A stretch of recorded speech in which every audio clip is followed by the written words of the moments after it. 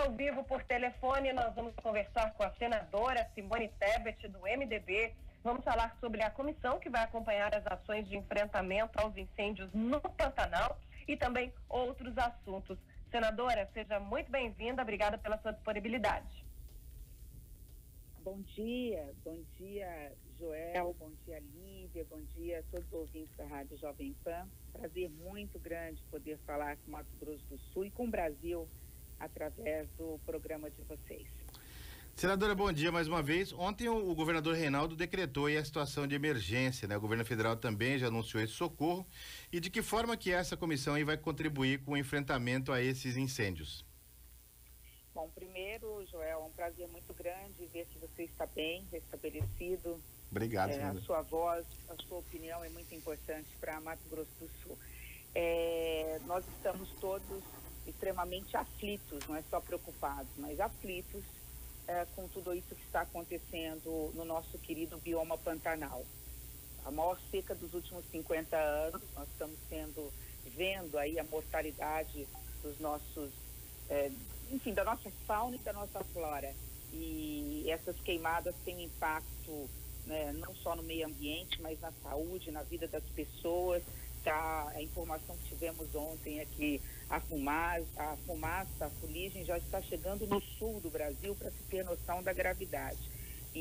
Ontem mesmo eu conversei com o senador Wellington Fagundes, que é de Mato Grosso. Ele estará numa grande frente no sábado agora, lá no estado de Mato Grosso, e a informação que nós temos é que quase 25% do Pantanal de Mato Grosso, né, do nosso estado vizinho, já deu em chamas, já se perdeu, e serão anos e anos para que nós possamos, quem sabe, ver o verde novamente naquela região.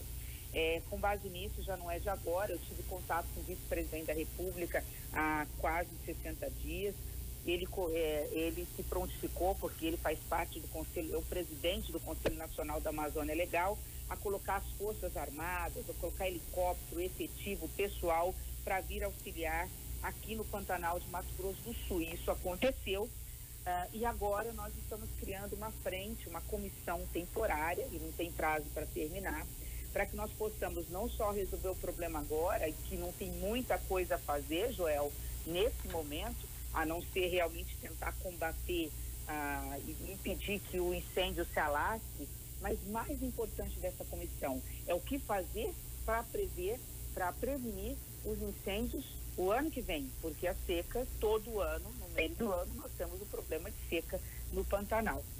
Então essa comissão é formada... Desculpa, Liz, pode falar. Pode continuar.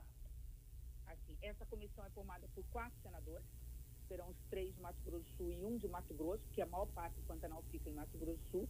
Tem todo o apoio do presidente da Câmara, do presidente do Senado, do vice-presidente da República. Então, na semana que vem, nós estaremos em Brasília, montando as estratégias, pensando não só no presente como já estamos. No presente a gente já tem o que fazer e já estamos fazendo, mas o que estaremos fazendo para que o ano que vem não tenha outra parte do Pantanal sendo destruída pelo fogo. A única certeza que nós temos, infelizmente, Joel, e teremos que tomar providências, às vezes até com penas mais graves, é que o incêndio não é só acidental.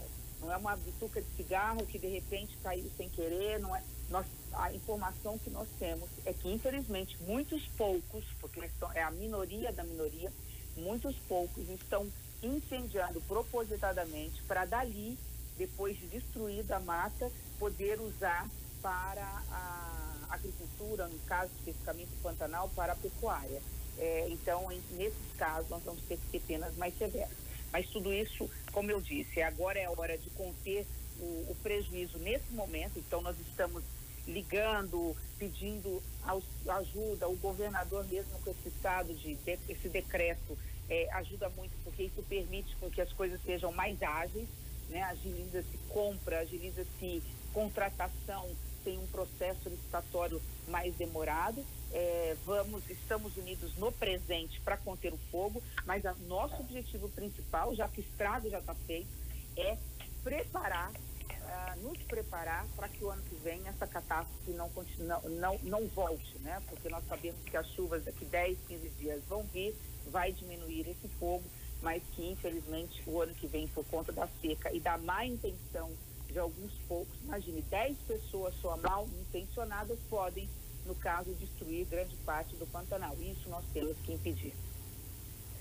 E, senadora, a gente observou que essa questão toda dos incêndios, ela tomou uma repercussão muito grande no Brasil e fora do Brasil.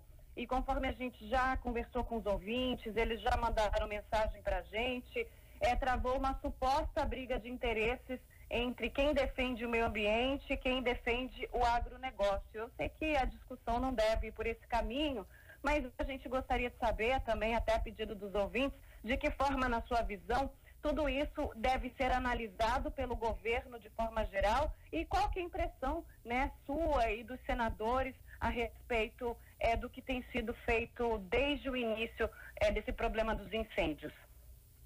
Nossa, Lívia, essa pergunta é tão importante porque me permite falar disso e, ao falar disso, falar do Brasil como um todo, né? Nós temos que parar com isso. Já deu, né? É igual a gente fala com criança, né? Com filho, deu, chega, né? Já passamos por esse momento do uma coisa ou outra, igual na pandemia, né? Ou é economia, vamos trabalhar e correr risco e pegar a Covid, ou vamos ficar em casa e morrer de fome. Não é uma coisa ou outra. Não é agronegócio ou meio ambiente. Não é eu sou a favor de se plantar, de se produzir, de alimentar o mundo, ou sou a favor de cuidar do Pantanal, da Amazônia e deixar a Amazônia e o Pantanal intocado. Então, as coisas caminham juntas. Na vida não existe esse ou, né? É uma coisa e outra. É possível, sim, você ter a pecuária dentro do Pantanal e ter o desenvolvimento autossustentável, desde que se cuide e se preserve dos mananciais, dos nossos rios, da nossa flora, da nossa fauna. É possível a integração, a união, não a divisão. E a gente vê isso no Brasil. É muito triste o que está acontecendo no Brasil e no mundo, né? É o ódio, eu sou branco, eu sou negro, então se eu sou branco, eu sou racista. Não, nós temos uma única cor, nós somos filhos do mesmo pai criador. E a mesma coisa serve em relação à questão ambiental. Veja, eu sou do agronegócio, né? Meus pais tiveram propriedade rural, tenho propriedade rural. Mas eu, por exemplo, muito nova, fui fazer mestrado em São Paulo, fui fazer mestrado numa área de direito ambiental. Isso faz de mim o quê? Né? Então, eu acho que a gente precisa urgente parar com isso, senão não vamos chegar a lugar nenhum a não ser a própria destruição. E isso é uma coisa que o agronegócio tem percebido, né? O agricultor, o pecuarista de bem, e 99%, ele é o que mais cuida do meio ambiente, porque ele sabe que se ele destruir a própria terra, ele não terá no outro ano como criar, como produzir e como ter riqueza e como alimentar a sua família e as famílias brasileiras. Então, eu acho que essa é uma discussão, essa sim, que é vocês, através da imprensa, nós, através do meio político, nós temos que bater muito fortemente, inclusive nas redes sociais, que nós possamos ter essa visão toda e que não é preciso fazer escolhas. A virtude está no meio, a escolha está na integração, na união e não na divisão. Então, isso, eu utilizei essa sua pergunta para falar de algo que hoje preocupa muito o Congresso Nacional, a classe política, a sociedade como um todo. Senadora, uma outra questão que é muito sensível nesse momento, inclusive ontem eu estava acompanhando o jornal Hoje, se não me falha a memória, a tristeza, né, de ver essas pessoas que não conseguem o acesso aí ao auxílio emergencial, né? E essa alta no preço dos alimentos da cesta básica também. As pessoas estão contando ainda com esse auxílio, mas tem uma grande preocupação de quando esse dinheiro não chegar mais. Já tem um debate sobre esse tema, senadora? Já faz um tempinho, Joel. Nós estamos muito preocupados com isso. Nós sabemos que o pior da pandemia sanitária, né, do coronavírus, o vírus está passando, não passou ainda, é importante dizer isso. As pessoas precisam, quem puder, os idosos, quem tem doença, fiquem em casa. E, óbvio, quem não pode, precisa trabalhar, precisa sair, que saia com todos os cuidados. O pior da pandemia sanitária já passou. Só que, vamos dizer assim, o legado negativo, o rastro, né? O resultado dessa pandemia, com a paralisação de grandes setores da economia, onde muitas coisas ficaram paradas por muito tempo, o pior dessa pandemia e é uma onda muito grande de desemprego, diminuição da renda. Quem tinha emprego com carteira assinada está indo para a informalidade, está começando a trabalhar sem carteira assinada e sem direitos. Quem já trabalhava na informalidade foi agora para fazer bico, e quem fazia bico, nem bico está conseguindo mais fazer. Então, diante dessa situação de degradação aí da relação de trabalho e da economia, nós sabemos que o ano que vem vai ser um ano muito difícil no setor da economia. Óbvio que o Brasil, infelizmente, não pode bancar R$600 todo mês mais para frente, porque quebra o país, vem todo um descontrole da economia e fica pior ainda do que está hoje. Então, a conversa do governo federal com o Congresso até o final do ano nós teremos R$300 garantidos. Infelizmente, não conseguimos passar disso. A equipe econômica do governo entende que não consegue pagar mais de R$300 e, paralelo a isso, nós estamos no Congresso Nacional, o Senado e a Câmara, junto com o governo federal, com o presidente da República e a equipe econômica, discutindo uma maneira de criar um Renda Brasil. E que é esse Renda Brasil? Seria o Bolsa Família. As pessoas que recebem o Bolsa Família continuam recebendo o Bolsa Família, mas com valores maiores. Esse valor maior é que nós não chegamos ainda num consenso. O quanto o Brasil suporta, quer dizer, o quanto o Brasil todo, o povo brasileiro, todos os trabalhadores, os empresários e comerciantes conseguem, numa grande poupança, vamos dizer, economia, quanto que nós conseguimos arcar e pagar para as pessoas que não têm emprego, que tem uma média de renda salarial muito inferior ao salário mínimo. Hoje, tenham-se uma noção de que dá para se chegar a R$300. É pouco. Nós queremos ver se nós conseguimos passar. A média hoje do Bolsa Família gira em torno de R$197, alguns recebem 250 ou mais, mas a média é de R$197, R$200. Está se querendo chegar para pelo menos 300. É muito pouco, porque você foi muito feliz. E o preço dos alimentos que impactam principalmente a população carente subiu muito. Subiu muito porque o dólar está muito alto e o que é mais importante na mesa do trabalhador, que é o arroz e que é o trigo, que faz o pão, que faz o macarrão, esses produtos são muito importados. O Brasil não consegue produzir muito arroz, porque precisa de áreas muito alagadas, de clima muito específico, e principalmente o trigo. A gente não consegue produzir trigo porque também depende muito de um clima e de um solo que o Brasil não tem junto, né? Clima e solo com essa mesma característica. Então a gente precisa importar muito esses produtos.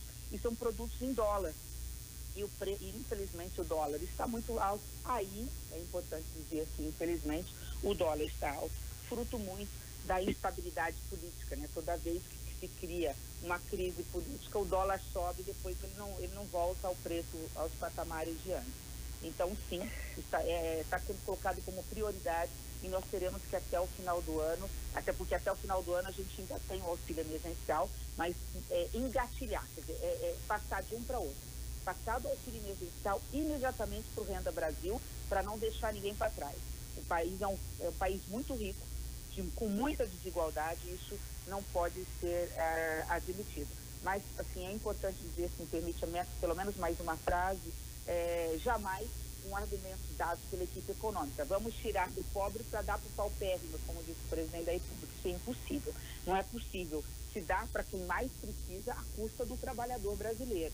Congelando o salário mínimo, como tem propostas nesse sentido por 2 anos, congelando a pensão de quem já deu a sua vida para o Brasil, cortando a bônus salarial.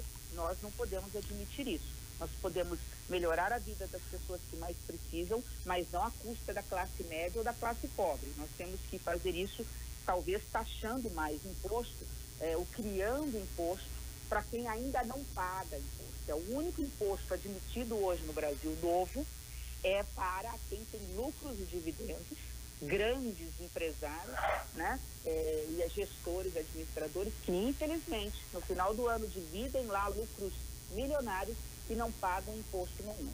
Então é essa engenharia toda que está sendo discutida no Congresso Nacional e nós estamos muito atentos para que o trabalhador e a população mais carente não seja jamais penalizada por essa reforma, vamos dizer assim, mini reforma tributária que está vindo pela frente. E, inclusive, aproveitar que nós tocamos nesse assunto, né, das ajudas, a gente tem aqui informação de que a senhora tem um projeto de lei que prorroga a possibilidade de estados e municípios usarem recursos da União para ações também de combate à Covid-19, apesar dos números serem mais animadores do que outros tempos. Falar um pouquinho sobre também a importância, né, da União prestar esse auxílio, esse socorro aos estados e às cidades brasileiras. Exato. Isso não deixa de ter um pouco ligação com a pergunta anterior. Justamente para não se criar imposto novo no Brasil, para não aumentar a carga tributária, sabendo que o ano que vem vai ser um ano difícil para as contas públicas, ou seja, se as pessoas não têm dinheiro, as empresas estão quebrando, o comércio está fechando, o que acontece? Esse comércio paga menos imposto, paga menos ISS para o município, menos ICMS para os estados, menos imposto de renda para a União. Se você arrecada menos, a União tem menos dinheiro, os estados têm menos dinheiro, os municípios têm menos dinheiro para comprar merenda escolar, para colocar remédio no posto, para pagar o policial que vai te dar segurança. Então, nós vamos ter um tempo difícil para os governos, no sentido de uma arrecadação menor.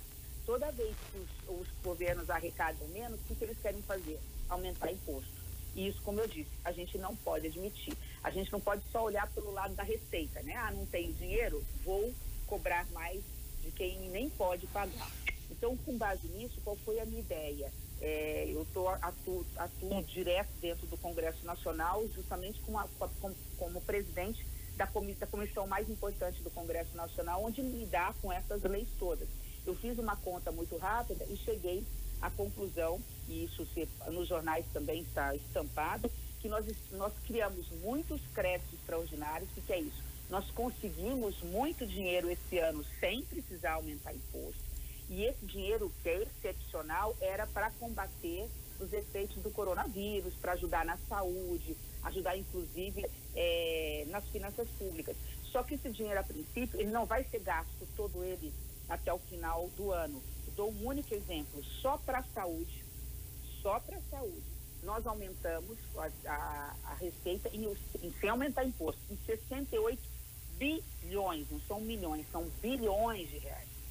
Desse dinheiro, menos de 70% foi gasto até agora. Fala-se que não chega a gastar 80%, o que significa que só nessa área, nesse único crédito que nós criamos, isso pode estar tendo aí uma sobra que está sendo transferida para os estados e municípios, Lívia, na ordem de 8 a 10 bilhões de reais. É muito dinheiro, é muito mais do que a média do que se libera todo ano. Então, veja, se isso não for aplicado até o final do ano, sendo transferido e não sendo utilizado, os estados e municípios têm que devolver para a União. Não é justo, que é quando os estados e municípios mais vão precisar de dinheiro, vai ter que reabrir as escolas com uma série de segurança, não tem dinheiro para isso. Vai ter que ter dinheiro para vacinação em março, isso é muito importante, que a vacina está chegando até fevereiro, março, e você não tem pessoal qualificado, você não tem luva, você não tem seringa. Enfim, as doses da vacina vão custar alguma coisa ainda que não custe tão caro. Então, para esse dinheiro não voltar para a União e se perder, porque aí nem a União pode utilizar pelas regras de hoje, eu apresentei esse projeto, foi aprovado por unanimidade pelo Senado agora, está indo essa semana agora que vem para a Câmara. Nós vamos agora pedir para os deputados que avancem nesse projeto, que aprovem pelo menos até o final do ano, que é o que a gente precisa até o final do ano da aprovação. O governo federal, a equipe econômica aprova um projeto, que significa que se a Câmara aprovar, o presidente da República vai transformar em lei, para dizer o seguinte: todos esses bilhões, para não voltar para a União, que ela também não pode usar esse dinheiro porque já tinha uma outra finalidade, ela iria para pagar dívidas, juros de dívida, que esse dinheiro fique na mão do povo brasileiro, ou seja, fique na mão de municípios e estados, para no momento em que nós mais precisarmos para a vacinação em massa, para acabar com o coronavírus, para investir na segurança pública, para investir na educação, a gente tem esse dinheiro ano que vem. E com isso, só para finalizar, e com isso a gente não vai precisar ficar olhando para o que normalmente a classe política gosta de fazer. Nos momentos difíceis, busca-se o caminho mais fácil. Qual que é o caminho mais fácil? Não tem dinheiro, vamos aumentar o imposto do povo brasileiro. Não é preciso isso. Tem alternativas, e esse meu projeto é uma das alternativas que eu espero que se transforme em lei para o bem de todos nós. Senadora, para a gente finalizar, não dá para não falar de eleições municipais, até porque o seu partido MDB está aí, né, discutindo os nomes. Aliás, já colocou 2 nomes. Queria fazer uma analogia com o futebol. No futebol a gente fala que não dá para lançar o jogador jovem antes da hora, porque ele pode queimar ou de repente se tornar uma revelação. E o MDB lançou aí dois nomes muito simpáticos, né? A Juventude, no momento em que o adversário, né? O nome a ser batido, o Marquinhos Estrade, vem vem patrolando aí, trazendo todos para cima, ou seja, parece uma briga meio injusta. Como é que a senhora está analisando esse momento do MDB, né? E esses 2 nomes aí, tanto do deputado Márcio Fernandes quanto da Juliana Zorzo, como eu disse, né? São jovens, né? São simpáticos aí a parcela da população, mas num momento bem complicado. Como é que está isso? Olha, Joel, eu estou muito feliz, assim, muito orgulhosa, novamente, depois de tantos anos, envergonhada com as atitudes do MDB, principalmente em nível nacional, de hoje termos um jovem à frente da presidência nacional do MDB. Eu ia ser a candidata a presidente nacional do MDB, abrir mão por um jovem, que é o deputado Baleia Rossi, que está revolucionando o partido. Inclusive, fomos o primeiro agora, junto com o TSE, o Tribunal Superior Eleitoral, a fazer um acordo para que na direção do partido do MDB, em todas as esferas, estadual, municipal e nacional, temos pelo menos 30% de mulheres na direção dos partidos, que é o único jeito de a gente também ter mulher tendo voz ativa, participando da política e dando a sua parcela de contribuição. E no Mato Grosso do Sul, né, não é diferente. Estou muito feliz e orgulhosa do MDB voltar às suas origens. O MDB sempre foi pioneiro. Nos momentos mais difíceis, o MDB mostrou a sua cara, bradou contra os cães da ditadura, foi para frente, garantiu o retorno do direito às eleições, a liberdade do povo brasileiro, e agora não é diferente. Vejo o MDB se renovando. Em Mato Grosso do Sul e aqui em Campo Grande não foi diferente. Não vamos nos esquecer, tanto o Márcio quanto a Juliana são 2 forças jovens. Nós precisamos passar o bastão.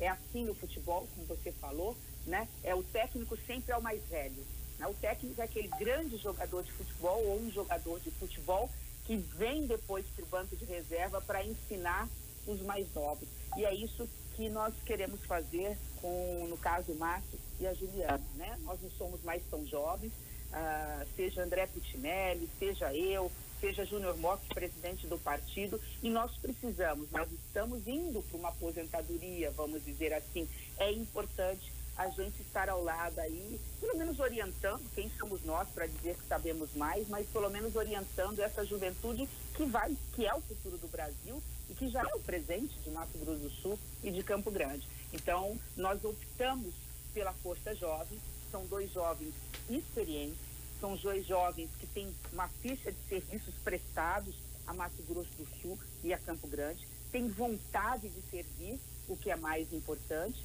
querem ajudar Campo Grande e Mato Grosso do Sul, e o MDB tem história na capital, né? O MDB já fez por Campo Grande, mostrou para muitos que viveram aquela época, que sabem, que conhecem a cidade, os problemas da cidade. Então nós vamos no momento oportuno estar nas ruas pedindo voto. Agora é pré-campanha, nós não podemos ainda pedir, mas tem o nosso compromisso, tanto Márcia quanto a Juliana, que se nós não vamos compor com ninguém, nós estamos aí numa chapa única, nós temos a experiência de homens como André Puccinelli, como Júnior Mock, como o ex-senador Moca. Nós vamos estar andando nas ruas, no comércio, conversando com a população e fazendo e mostrando que é possível, sim, através da política, mudar para melhor a vida das pessoas. Senadora Simone Tebet, a gente quer agradecer sua participação nessa edição do Jornal da Manhã aqui da Jovem Pan Campo Grande. Seja sempre muito bem-vinda. Obrigada pelos esclarecimentos e pelo bate-papo nessa manhã de hoje com a gente. Eu é que agradeço. Bom dia, fiquem bem. E, Joel, muito bom saber que você está aí entre nós novamente, firme e forte. Obrigado, senadora. Foi uma luta, mas graças a Deus, né, como a senadora disse, aí estamos de volta aí para tentar levar um pouco de informação e opinião aí para todo o Mato Grosso do Sul, para todo o Brasil, né,